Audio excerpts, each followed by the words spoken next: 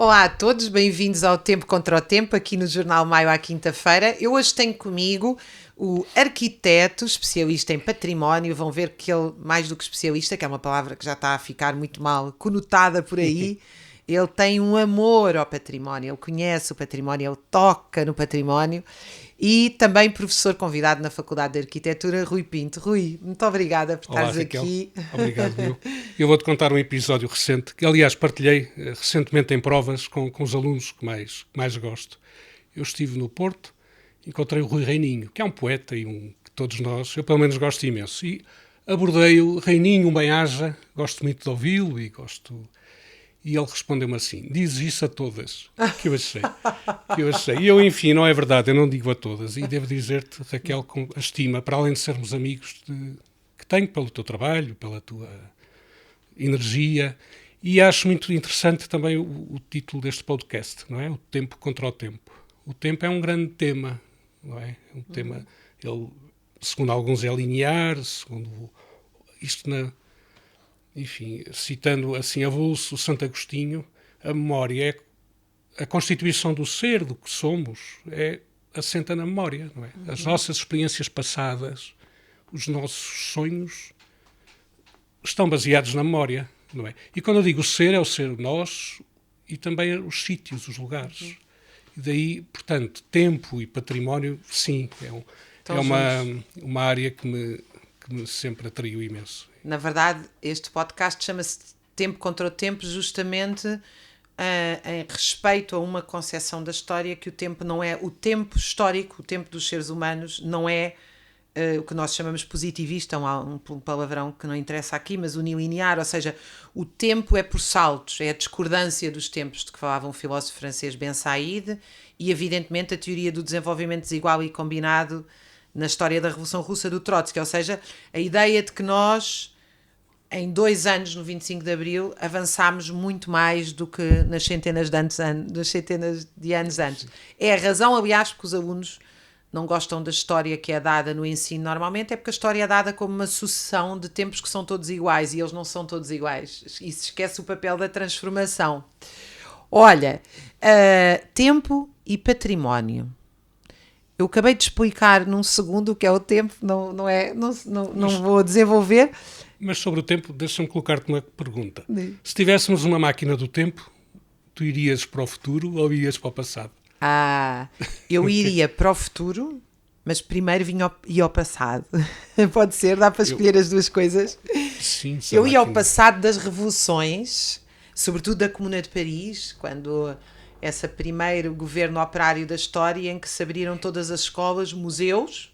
Foi a primeira abertura do património ao público. Os trabalhadores passaram, os museus estavam fechados aos trabalhadores. E o Edouard Manet, o Colbert, o Edouard Manet deu oficinas aos filhos dos trabalhadores para eles saberem também aprender a pintar, para poder apreciar a pintura que agora estava aberta a todos. E essa auto-organização dos comunares, eu ia certamente à Revolução Russa, antes da ascensão do Stalin ao poder, podíamos despejar lá no Stalin numa cicuta ou qualquer coisa e tínhamos mudado. Era uma viagem. Eu não sei, eu francamente... Não, onde é que tu ias? Com o mundo distópico que nós já estamos, não é? Já estamos. A experienciá-lo. Não sei se não iria ver os egípcios a fazer as pirâmides, que ainda hoje não se sabe, não é? Qual foi a sua... Não sei se ia ver se o Adão e Eva de facto existiram. Existiram e é um mito importante, o Adão e Eva. Eles tinham um ar tão feliz, ao contrário do que dizem deles. Ao que parece, dentro do paraíso tinham, não precisavam de abrigo, não é? Sim. Foram expulsos e imediatamente habitaram, ao que consta, uma caverna. Portanto, foi o primeiro momento ainda cavernoso, não é? Estereotómico. E depois vieram cá para fora e fizeram a cabana, que é um tema que aos arquitetos é recorrentemente visitado. A ideia de, com galhos e folhagem, fazeres o abrigo, não é? É um abrigo ancestral. No fundo, a arquitetura é essa uma das funções principais. É o abrigo. O abrigo, não é? Nos países onde chove muito, temos uma arquitetura com planos inclinados. África, precisam de água, teremos uma cobertura. E hoje, neste regime de eficácia que vivemos, ou desde o modernismo, que tem imensas qualidades, não quero fazer aqui um julgamento estranho. É assim, não é?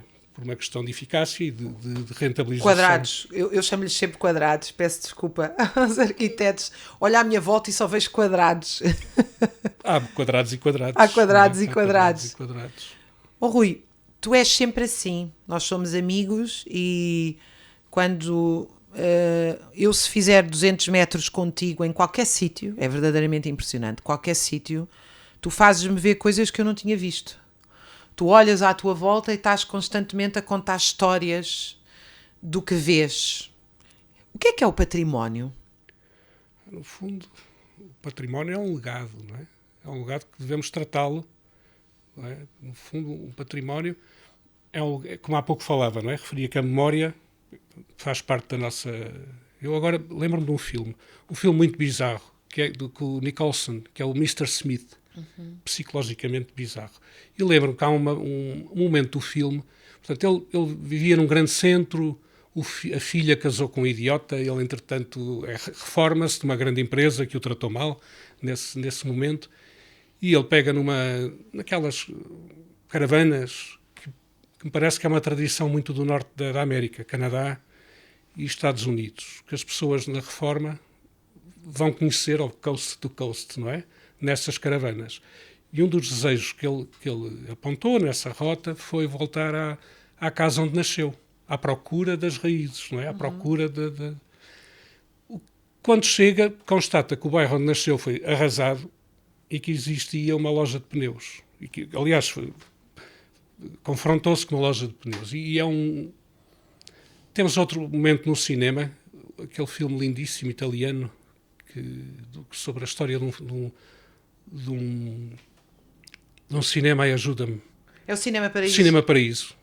O momento final do filme em que o cinema repleto de memórias, várias memórias, não é? Não só locais, as pessoas a chorar, não é?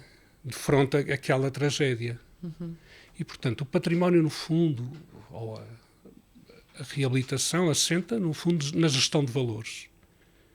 E entre vários valores, temos o valor histórico, estético, simbólico e económico. E o que constatamos, não é? Que o valor económico muitas das vezes sobrepõe-se aos outros valores. Não é? Mas, enfim, portanto, resumo e depois há vários patrimónios, não é? Temos a concepção de património variou ao longo dos séculos. Podemos começar, a preocupação de preservar o património surgiu na Renascença. Pronto, e a Renascença surge, como sabemos, por vários fatores. O fim das grandes fomes, não é? Que, curiosamente, não foi por seca, foi por excesso de chuva. E com a chuva que temos tido estes dias, lembrei-me desse fator. Os poetas da Toscânia, o Petrarca, por aí fora, não é? Portanto, reúnem-se uma série de fatores, como o fim do cisma do papal, não é? O regresso de Avignon a Roma, em que olham o passado como um amigo. Não é? E eles agarraram-se ao quê? Ao património greco-romano que tinham. Aliás, Roma é uma cidade estratigráfica. Não é? Então temos ali camadas e camadas de...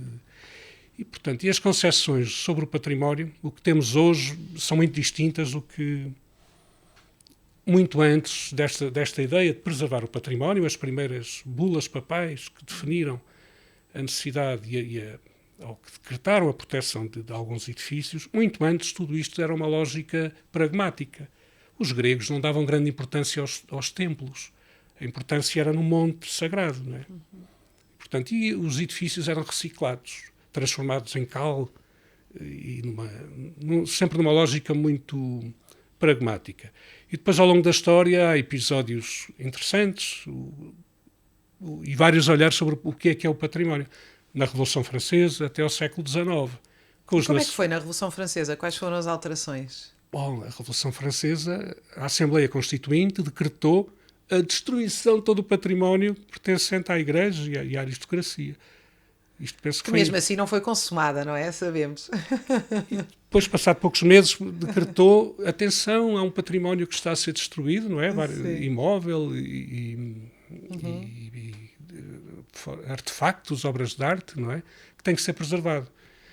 E depois vemos, no século XIX, um outro olhar sobre o património. O que era o património? Era o os edifícios monumentais.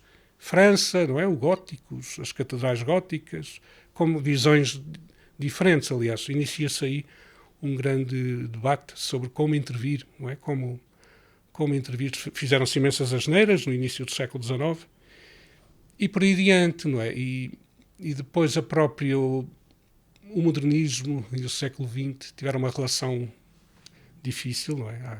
Com património. Planos do modernismo francês, que seria arrasar Paris, não é?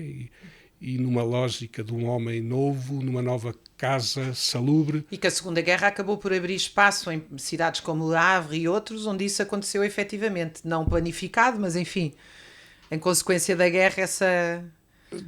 Mas curiosamente, depois da Segunda Grande Guerra Mundial, houve a necessidade de reconstruir, não é? A habitação, sobretudo. E a questão que se colocou em alguns países, não é? Varsóvia, aconteceu...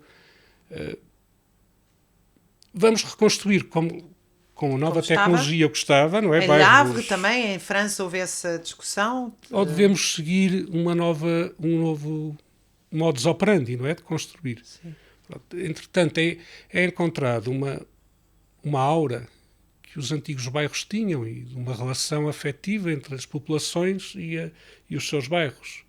E em muitos casos, e é discutível ainda hoje, fez-se o chamado repristino, não é? O repristino é um termo jurídico. Quando uma lei deixa de ter vigor, repristinar essa lei é torná-la a pôr... Portanto, no fundo, é um repristino. Que é o que chamamos um falso histórico. Porque ainda hoje verificamos na cidade, não é? Quando eu vejo demolir um edifício, uma coquete, Lisboa está cheia delas, não é? Do século XIX, e reconstruir igual ao que lá estava, com betão armado e não com as tecnologias da sua fase, do seu momento original, não é? É muito estranho, muito discutível. Porquê é que é discutível?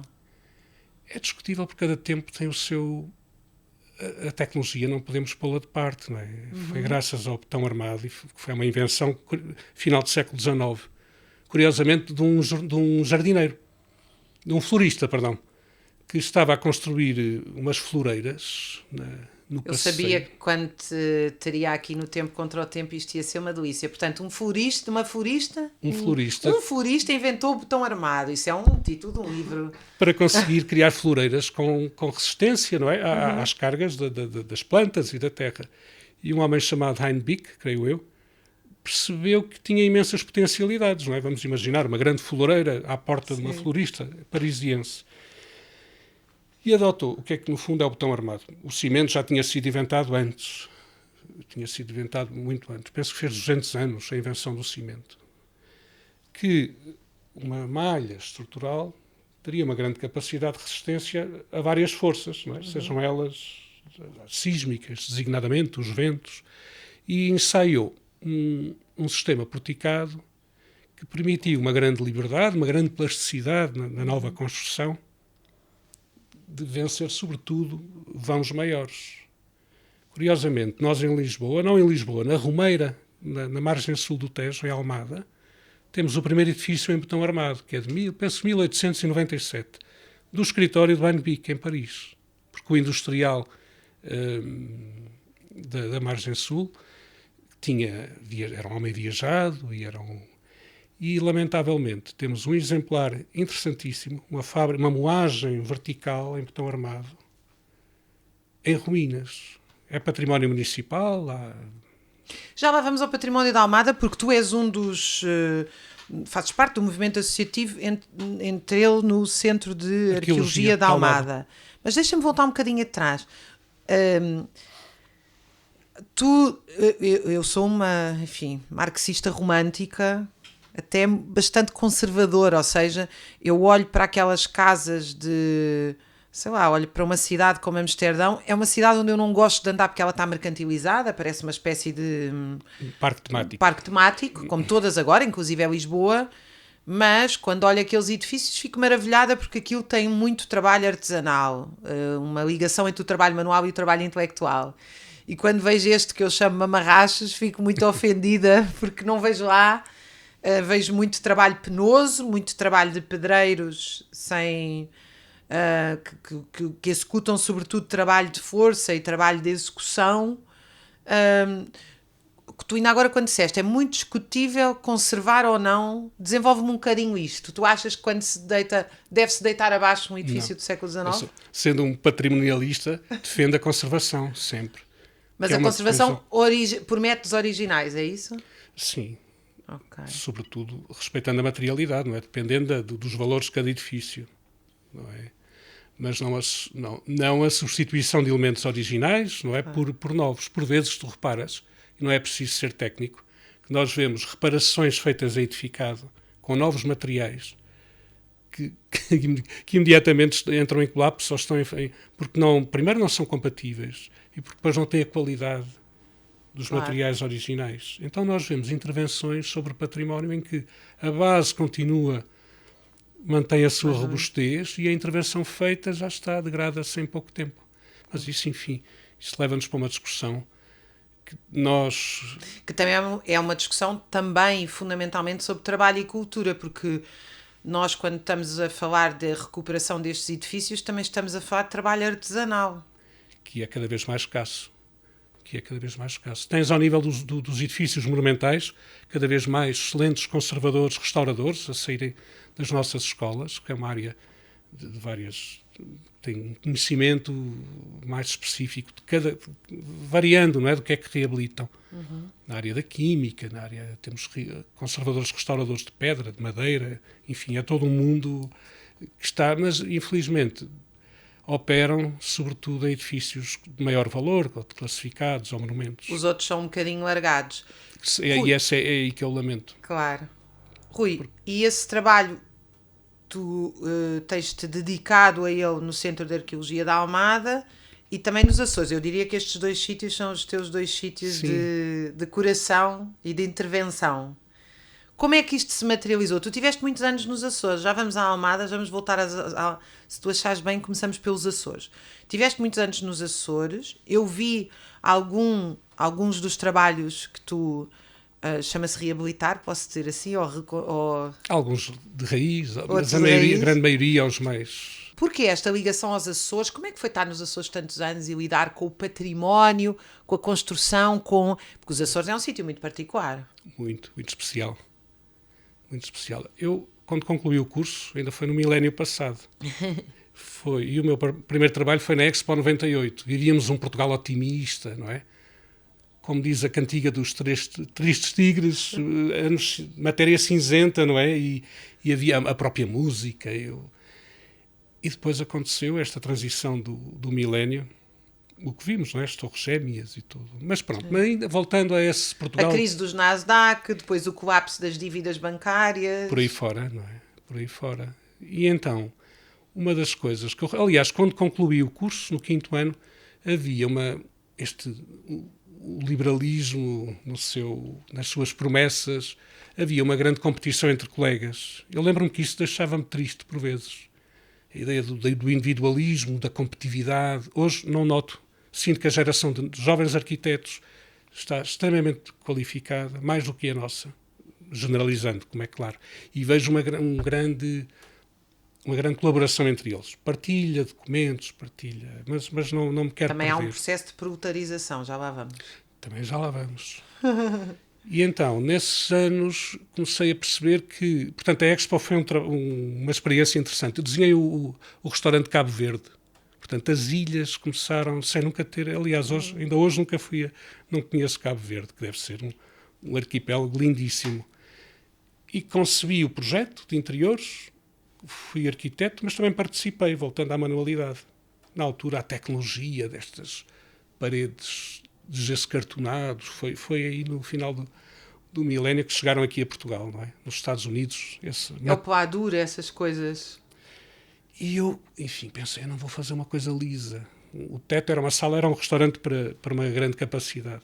E lembro-me de ter participado na obra, falando na manualidade, portanto, do desenho à obra. Fizemos um teto magnífico, a sugerir o sal, com uma fábrica que tinha portas com defeito, conseguimos reunir umas centenas de portas cartonadas, não é? Industriais, e demos um efeito de sal no teto, que ficou...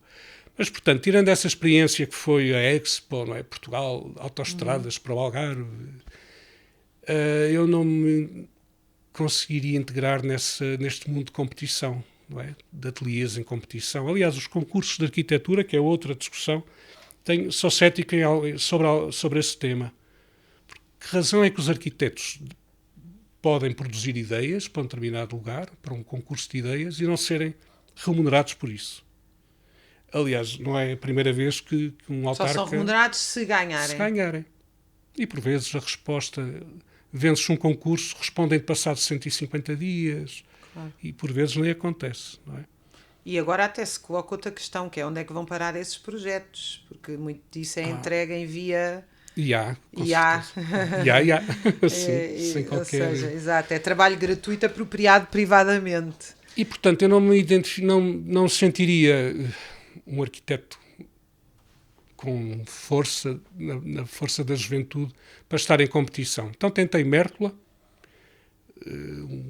na altura, nos tempos finais dos anos 80, penso eu, criaram na província, ou nos territórios que não tinham gabinetes técnicos, os chamados GTLs e os GATs, gabinetes técnicos locais, gabinetes de apoio técnico. Isto era, o governo apoiava as câmaras na organização de um grupo de trabalho pluridisciplinar, historiador, jurista, engenheiro, arqueólogo, arquiteto, para trabalhar em zonas e centros históricos.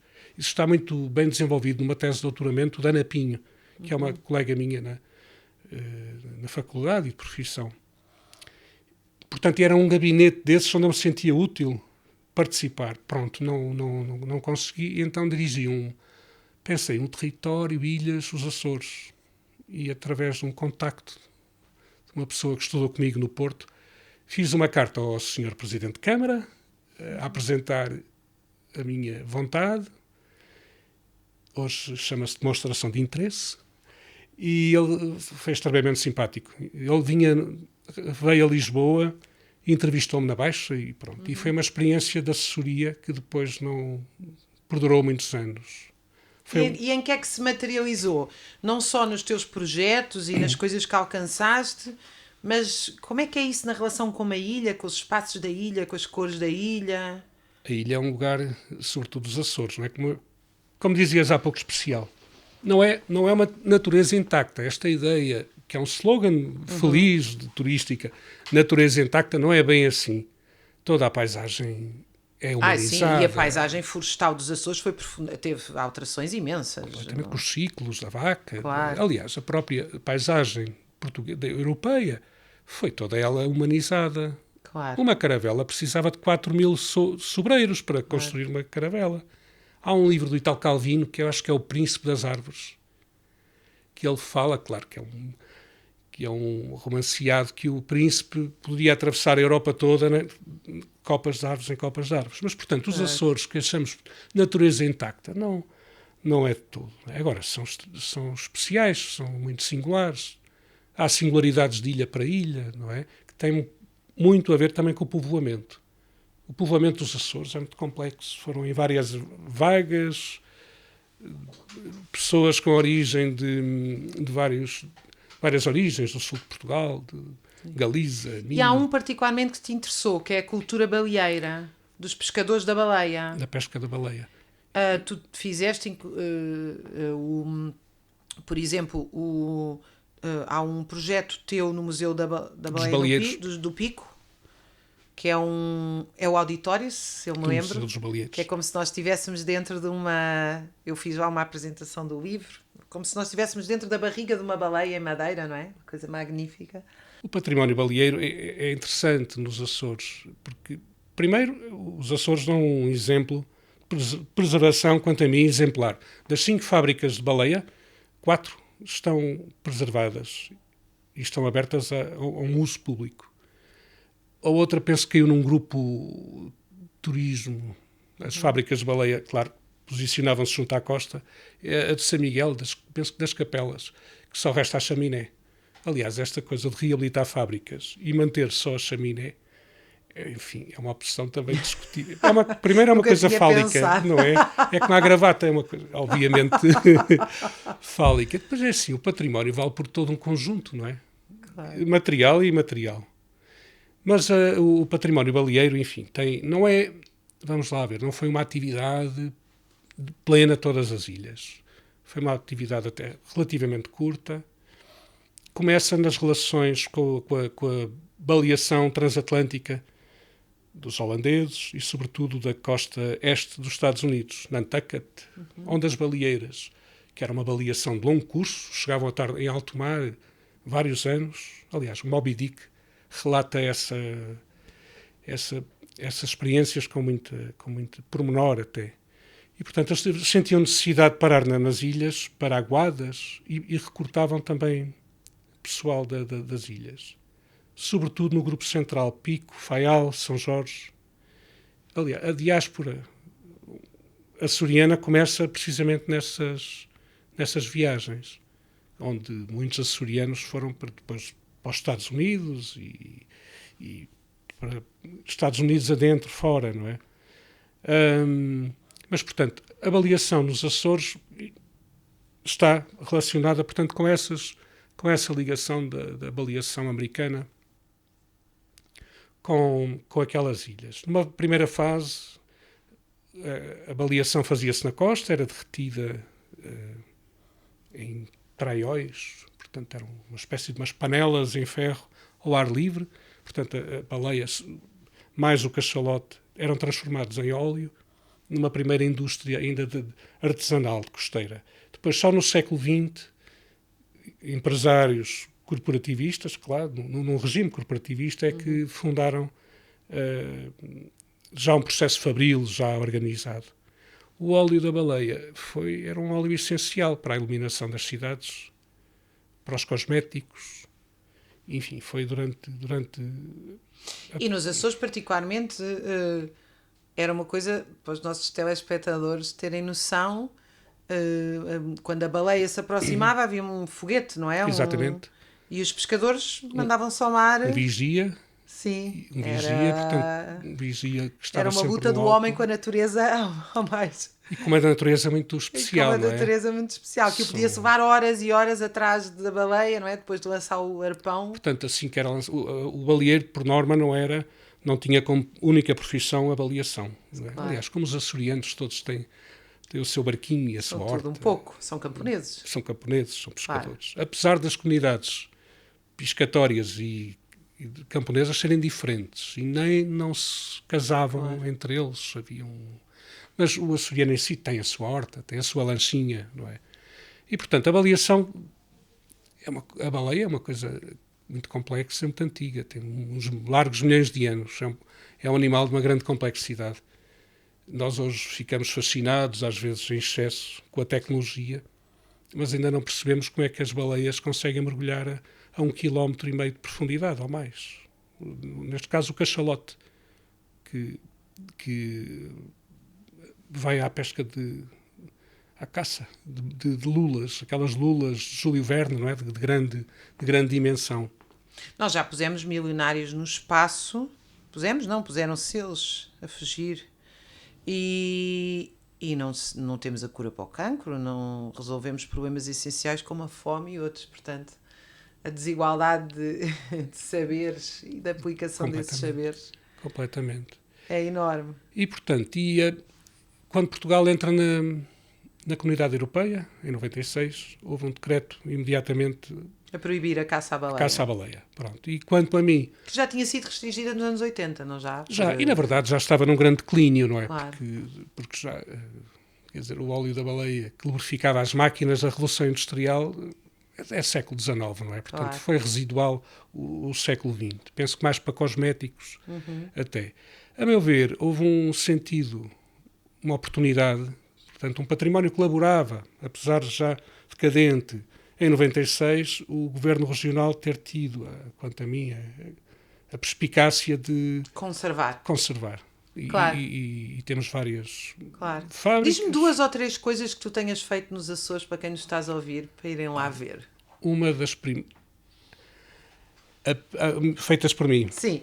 Porque há este auditório que eu já referi. Este é mais recente. Sim. Uma fábrica de baleia que não é do Governo Regional, pertence ao município das Lajes do Pico. Na altura afligia-me imenso que estava em ruínas. Aliás, era o estaleiro municipal. Sim. e uma fábrica que faz parte da memória local, ali onde tanta gente trabalhou, ainda por cima com uma arquitetura fabril muito interessante, não é? Um património industrial interessantíssimo. Gostava-me imenso ver dia após dia a sua decadência. Na altura tivemos uma autarca com sensibilidade que obviamente que isto é a arquitetura é um trabalho coletivo, não é? Portanto, em que lançámos para programas de financiamento, eu fiz o projeto, levámos um homem da arqueologia industrial, e esse foi talvez com condicionados, com orçamentos condicionados. Penso que foi um trabalho interessante, não é? Devolver aquele legado à comunidade. Depois, um projeto, logo nesses anos, lembro-me de ter feito uma capela, também no Pico, uma capela modernaça, em que afligiu imensa população. Hoje não, hoje casam lá os filhos e tem um grande amor. Tem um sacrário do Pedro Cabrita Reis, em bronze, uma peça lindíssima. E é uma capela feita para o espírito divagar, não é? Fiz esse trabalho, foi no ano 2000, na altura trabalhava com a Ana Robalo. Foi um trabalho a 4 mãos. E depois, entre concursos Tu estás a falar de trabalho coletivo. Nós, quando olhamos as catedrais, que William Morris, de quem nós já aqui falámos, o romântico socialista, que escreveu Notícias de Lugar Nenhum, tinha tanta admiração, a partir do Ruskin e de outros, pensamos sempre num trabalho coletivo. Esse trabalho coletivo era organizado em auto-organização das corporações de ofícios, e tanto que o significado de obra-prima era a primeira obra de um aprendiz para se tornar oficial, não é? Para passar, digamos assim. E agora a obra-prima é a obra-prima, só sou fã do arquiteto. O arquiteto, ainda por cima, tem que ser o arquiteto mais conhecido, ganhou o prémio não sei de quê. Quando continua a ser um trabalho profundamente coletivo e mesmo especializado, eu imagino que aquilo que eu disse ainda agora foi bastante reducionista, que é a vossa, mesmo o mais indiferenciado do trabalho de um pedreiro, é um trabalho que tem uma componente intelectual e onde há uma inserção coletiva da reflexão. Como é que tu olhas? Com certeza. O trabalho quando tu referes às catedrais, na Idade Média não existia a figura do arquiteto, não é? Portanto, organizavam-se em guildas. Eram pedreiros, maçons, era uma... E o gótico é muito interessante. Foi um período relativamente curto da história da arquitetura, mas foi a revolução, não é? De levantar o edifício até Deus, não é? Não só numa ambição tecnológica, mas também do divino. É também no Renascimento que surge a figura do arquiteto, sendo a história um livro aberto, não é? Mas supostamente por Battista Alberti, que era um astrónomo, arquiteto, matemático, que propõe a distinção entre o ato do desenho, do plano, e o gesto de construir, não é? Os arquitetos, enfim, até... Inicia uma primeira divisão só do trabalho. Mas eu penso, hoje seria impossível, não é? É um coletivo. Agora, acontece o que se chama tectónica, não é a feira comercial dos materiais. Tectónica é a construção. Penso que vem do grego tecton, que era carpinteiro. Hoje temos uma tectónica que obedece a estes regimes de eficácia de pouco tempo, não é? De uma grande desconsideração por quem participa. E ao longo de anos desinvestiu-se imenso e as pessoas afastaram-se destas artes, como a carpintaria é uma das artes mais belas, não é? Das cantarias, etc. E o que nós observamos hoje é que, com alguma dificuldade, encontra as pessoas com competências de execução, mas também porque a própria indústria da construção tornou-se não um gesto tectónico entre o papel, o desenho, o plano e o gosto de executar, não é? Para um kit de montagem. É IKEA, o mundo IKEA. O mundo destes armazéns indignos que estão aí, todos em alumínio, iguais em toda a Europa, não é? onde tu compras gesso cartonado, cantoneira, portanto é de uma grande efemeridade a construção. Uma das coisas que eu penso... E um desperdício ecológico brutal. Gigante. Tudo é uma porcaria, ao final de um pouco tem a obsolescência total, programada. Total. Portanto, tudo isto alarga-se para uma discussão de onde é, como é que estamos. Não é? Olha, eu estive recentemente no Canadá, convite lá da Associação 25 de Abril, quem generosamente agradece o convite, mas fiquei muito... Eu nunca tinha ido à América... Eu tinha ido a São Francisco e a Miami a 2 conferências. Miami achei horroroso, como deves imaginar, já disse. Quem gosta de Amsterdão, o cabriolé foi assustador. São Francisco achei um bocadinho mais bonito, mas enfim, eu não saí, foi a 2 conferências e voltei. O meu verdadeiro interesse eram as reuniões de estivadores. E nunca tinha ido à América do Norte no sentido de passear um bocadinho. E quando fui a Toronto, passei, fomos até às cataratas de Niagara e tal, e fiquei absolutamente chocada. Já uma vez, quando eu cheguei ao Brasil, a São Paulo, e um amigo meu, de quem eu fiquei em casa, disse assim, vocês não querem ir almoçar? E eu, sim, vamos. Então vamos ao centro comercial. Eu achei aquilo completamente ofensivo. Então, mas eu cheguei ao Brasil e vou a um centro comercial almoçar, e depois descobri que toda a gente vai ao centro comercial, porque aquilo é uma forma de vida, mas no Canadá ainda achei mais assustador, porque tudo são armazéns. Não é só o armazém que tem os produtos de construção do armazém. O restaurante cubano é um armazém, hoje vamos ao indiano, era também um armazém. Tudo aquilo me parece o Lidl. Ou seja, parecia-me um gigante Lidl. A loja de não sei o que é um armazém. Tudo depende do carro, evidentemente, porque as pessoas andam de armazém em armazém.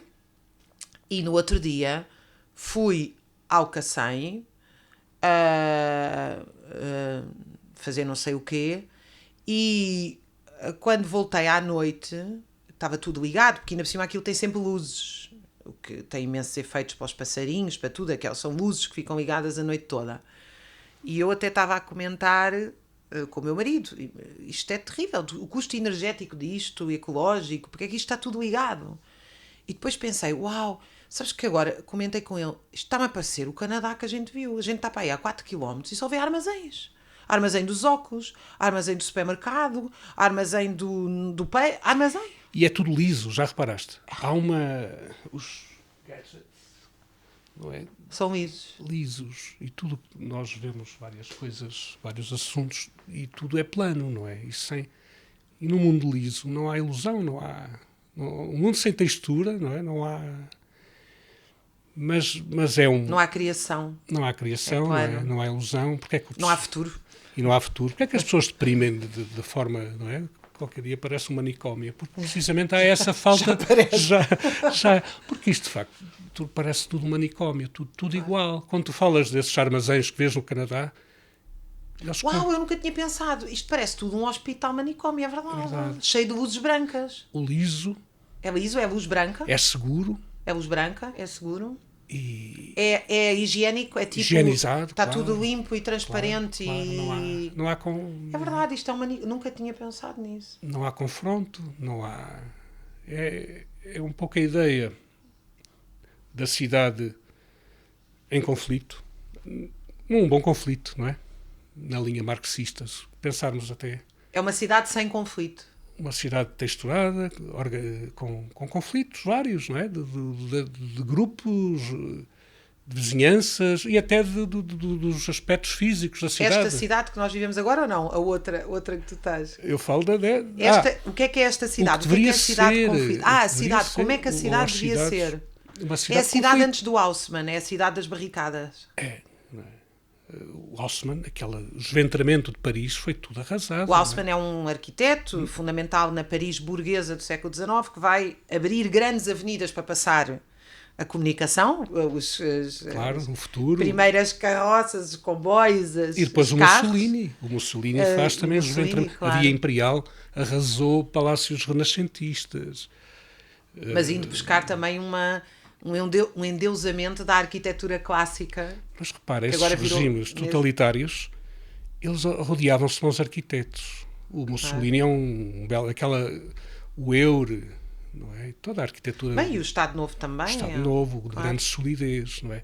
Eu, admitindo que vivemos hoje num totalitarismo também, não é? Do mundo financeiro, os tipos são os salões, perdoem-me, Porque rodeiam-se do mais barato, do fake, não é? E Em grande medida, muito feita em computador também, não é? A IA, ou seja, muitas vezes as pessoas dizem assim, eu não reconheço este vídeo se é da IA ou não. Isso é porque já havia coisas perfeitamente más feitas. Ou seja, o que é que eu quero dizer? É evidente que não há como fazer uma catedral gótica em IA. Não há como fazer um bom romance em IA. Demoravam 150 anos. É preciso, não há como. O trabalho, ou, não sei, vejo muito isso. Este texto jornalístico deve ter sido feito em IA, mas isso é porque os jornalistas há 20 ou 30 anos começaram a escrever de forma completamente IA, antes da IA. Isso também acontece um bocado nos edifícios. Isto tudo pode ser feito pela IA, porque isto já era IA, já era um computador a fazer isto. Sim, eu já nem falo das plataformas burocráticas, desta burocracia digital, não é? Claro. Eu acho que era o Jorge Mourinha, que é um crítico de cinema, que li há tempos no Público, que ele falava de tecnossalazarismo digital. Eu achei muito, muito curioso. Já estamos a ser vítimas de uma burocracia digital. Eu fazer uma casa para ti, o trabalho que é organizar o processo para licenciamento, não imaginas? É de uma... mas isso tem a ver com uma coisa que nós publicámos aqui no Maio, que eu acho muito importante sublinhar, publicado pelo economista Adriano Zelhão, que é a contratação pública. A contratação pública é feita de tal maneira a tornar a burocracia, a contratação em geral, a lei em geral, a lei é contra nós. A lei não está ali para assegurar a justiça, a lei está ali para nos esmagar. E as leis são feitas para retirar poder ao pequeno empresário ou ao pequeno trabalho. Ela é feita, tu tens que ter um grande escritório de advogado por trás da lei. Pronto, essa é a lógica. Aliás, não só, eu diria, em algo muito importante para a cidade, ter uma associação, já para nem falar que as pessoas não têm espaço para se reunir. Hoje em dia, quem se quiser reunir numa associação, num partido, numa associação cultural, seja do que for, não consegue ter um espaço na cidade para se reunir, não consegue ter um espaço para o seu sindicato, não consegue ter um espaço para a sua associação cultural, não consegue ter um espaço para a juventude jantar junta, divertir-se, em vez de estarem a falar que violência no namoro é criminalizar, as pessoas têm que se amar e juntar para aprender a se amar e não ser violento. E tudo isso é altamente burocrático, ou seja, mesmo para legalizar uma associação é um inferno. Mas volta-me a esta cidade do conflito. O que é a cidade do conflito? Eu diria a cidade violenta, não é? Eu imagino, não sendo nada é preto e branco, não é? Mas falávamos há pouco da cidade do conflito positivo, não é? Da troca de ideias, e não só entre pessoas, mas também o conflito da praça com o beco, da cidade com equívocos. Eu não quero viver numa cidade pura e plena, não quero. A cidade é feita de erros, não é? E de... A outra cidade que falavas há pouco, de andar de carro, não é? Então é por isso que eu não gosto nada da Expo. Certificado. Aquilo é tudo direitinho, é tudo... É uma cidade violenta no sentido em que não é porosa, não é? Esta cidade que as pessoas... O Brasil, então, a América do Sul, de uma forma geral, vemos a diferença social expressa na cidade, não é? Viver numa torre em que está blindada por porteiros e grades. E que normalmente essa torre se chama Jardim qualquer coisa. Jardim, não tem nenhum... Só tem lá uma mini palmeira à entrada do porteiro. Isso é a cidade da violência. Uma cidade onde tudo é liso Ou seja, cinza. O que tu estás a opor é a cidade do conflito à cidade da violência. Muito bom. Não é? É uma cidade com medo, não é? Eu posso-te ler um... Vamos a isto. Eu sabia que íamos descambar aqui, nesta entre o liso e o igual. Que delícia. É um texto de um livro, que é A Expulsão do Outro, daquele do filósofo coreano que vive... Byung-Chul Han.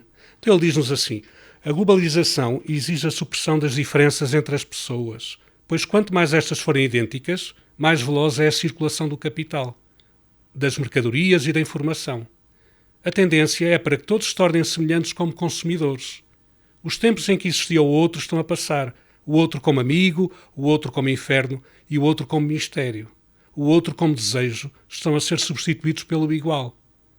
E a proliferação do igual, apresentada como um crescimento, faz com que o corpo social se torne patológico. O que hoje leva a sociedade a adoecer não é a alienação, a proibição ou a repressão, mas o excesso de informação e o hiperconsumo. Eu acho que isto...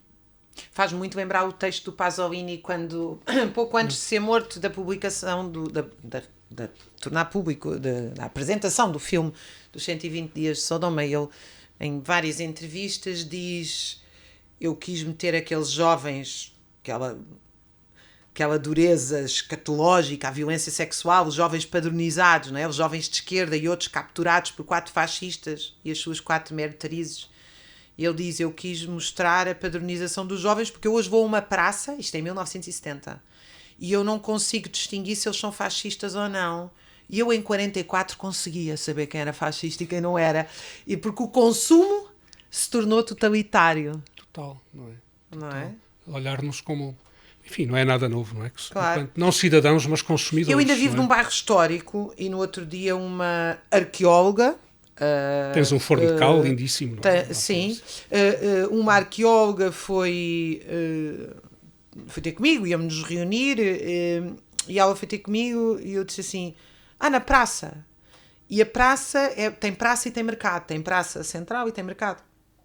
E ela disse uma coisa completamente óbvia, mas que eu não tinha pensado. Ela disse: vocês aqui ainda têm a praça onde se encontram. Ou seja, o encontrar o outro que eu conheço, mas também o que eu não conheço, para passar a conhecê-lo. Claro. A praça como um lugar... Ou seja, essa ideia do centro também é a ideia... E é muito curioso que a gente, quando pensa em bairros como a Expo ou outros, não tem esse encontro com quem queremos e com quem não queremos. É sempre uma coisa... E chegas a casa por norma de carro, não é? Entras na garagem. Num carro certificado. Bem, que eu viveria em pânico num sítio assim. Um sítio em que eu entro na garagem, não conheço ninguém, não falo com ninguém. É uma coisa que me dá imenso medo, não é? Porque... Houve um texto da Clara Ferreira Alves há uns anos que gerou um certo burburinho entre os arquitetos, que ela dizia, mas penso com razão, que os arquitetos desenham estas coisas racionais, estes novos bairros, não é? Uhum. Que é injusto. Há bairros extremamente bem desenhados e arquitetos portugueses muito competentes. Não estou a ser corporativista, estou a ser... mas, no entanto, eles habitam todos em zonas históricas, não é? Claro. Como eles também desenham a IA para a educação, mas põem os filhos em colégios onde ela é proibida. Precisamente, não é? Tem sempre essa lógica. Olha, antes de nos despedirmos, felizmente não os nossos telespectadores, mas eu vou continuar a ouvir-te quando nós jantamos juntos, a 4 e a mais, entre os amigos. Almada. O que é que se está a passar ali em Almada? O que é isto do património? O que é que está a acontecer à Almada? Confesso que não... Fui residente nos Açores até há pouco tempo, onde votava, e sendo residente em Almada, próximo de Cacilhas, não acompanho, mas também na medida em que eu não conheço uma única medida ou uma única ideia para a cidade dos últimos 2 mandatos. É a eterna discussão do que é que se vai fazer com o pórtico da Lisnave e todas aquelas... Isso é uma discussão que está ainda agora... Olha, mas as pessoas não chegam aos rios hoje, não chegam ao rio, não chegam à costa. É um facto, não é? É um facto. É um facto. Toda a frente ribeirinha, não só da Almada, como destas... povoações limítrofes, Barreiro, não é? Alcochete, portanto, basearam o Seixal, sobretudo na indústria do século XIX. A ocupação ribeirinha foi, sobretudo, esse património industrial, algum com muita qualidade. Infelizmente, o que verificamos é que está dentro do domínio privado, em fundos imobiliários. A Lisnave é um caso distinto e mais complexo. É uma coisa entre o Estado e um fundo. Mas, sei lá, zonas como o Ginjal, o cais do Ginjal que liga Cacilhas, onde chegam os barcos, não é? Para o lado oeste, não é? Que desce com o rio, foi recentemente todo arrasado. Estamos a falar de uma ocupação não tão antiga assim. Aquilo começou no século XVII, penso eu, e perdeu força com a construção da ponte 25 de Abril. Mas está dentro de um único dono, e foi tudo arrasado. Porquê? Porque por um lado, deixaram que se degradasse. Mas isso é uma estratégia, como é óbvio. E depois, o que se prevê para lá, que já vem de uma administração anterior da CDU, em Almada, é um plano pormenor especulativo que propõe habitação. Claro, eles pelo meio falam de umas praças das artes e a Praça da Liberdade, mas sabemos que não, que é a privatização por seu turno, agora não me centrando só no Ginjal, que me parece um crime, como eu nasci ali, e agrada-me a ideia, voltando à cidade antiga, do palimpsesto, não é? Da cidade que é constantemente raspada, e demolida, e criada, e continuada. Nós somos palimpsestos também. É uma cidade com gente. Foi arrasado. E é curioso que a faixa de Gaza, qual é um dos usos que se fala, abertamente por Trump. É a propõe transformação em... resort não, era a Riviera da Palestina. Não é? Isto é de uma indignidade. Claro. Num território que foram assassinadas 18 mil crianças, vir propor uma Riviera, na Palestina. Como é que tu olhaste isto? Como ver aquelas bombas a destruir prédios inteiros que levam dezenas de anos e milhares de trabalho ali, em segundos, como se fosse um jogo de... Totalmente. Como se fosse um jogo de vídeo. Muitas bombas financiadas pela contribuição pública, não é? Os Estados Unidos, grande parte dos seus contribuintes viram o seu dinheiro destinado a uma guerra daquelas, mortífera, não é? Mas voltando à Almada, portanto, eu vejo que o tecido, este património industrial histórico está em muito mau estado, alguns, como este, foi todo demolido, e é uma pena porque podiam ser espaços para o confronto, para as ideias, podiam coexistir pessoas com maiores posses financeiras, famílias mais numerosas, com pessoas com menos posses, associações, o associativismo nestas regiões da margem sul do Tejo tem uma importância extraordinária. No final do século XIX, os movimentos anarquistas surgiram com os operários corticeiros, não é? Organizaram-se. De Silves até Almada, Barreiro. O Barreiro é importantíssimo nesta discussão, não é? E são as que falavas há pouco. São estas fadigas, não é? Não só materiais como imateriais, que é uma pena que são, enfim, substituídas por uma ocupação gananciosa. Rui, qual é a cidade dos teus sonhos? Há uma ópera do Chico Buarque para as crianças, que também é para os adultos, chama-se Os Saltibancos, baseada nos músicos de Bremen, e ele diz, enfim, agora não vou cantar, o Padre Martins achava que toda a gente havia esperança para toda a gente, menos para a minha voz. Ele tinha muita piada. Mas é a cidade dos meus sonhos. Era uma cidade igualitária, onde os vários animais diferentes se confrontavam. Como é que é a cidade dos teus sonhos? Seria uma Lisboa, que é a minha cidade, apesar de não ter nascido cá, uma cidade mais plural, mais democrática. E para isso é que estamos cá, não é? Para lutar por isso. Com certeza. Muito obrigada, Rui, gostei tanto de ter aqui, adorei, obrigada.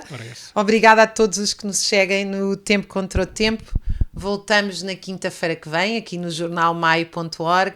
Podem nos apoiar, podem seguir a newsletter gratuitamente em Apoia-nos, mas também podem, e é fundamental que o façam, se o puderem fazer, isto é tão ou mais importante do que ir ao ginásio ou jantar fora, é poder ter este alimento do pensamento e da alma que nós procuramos coletivamente, é todo um trabalho coletivo fazer. Podem-no fazer em apoia-nos em jornalmaio.org ou para ser associados, escrever-nos para geral@jornalmaio.org. Até para a semana, muito obrigada. Obrigada, Rui.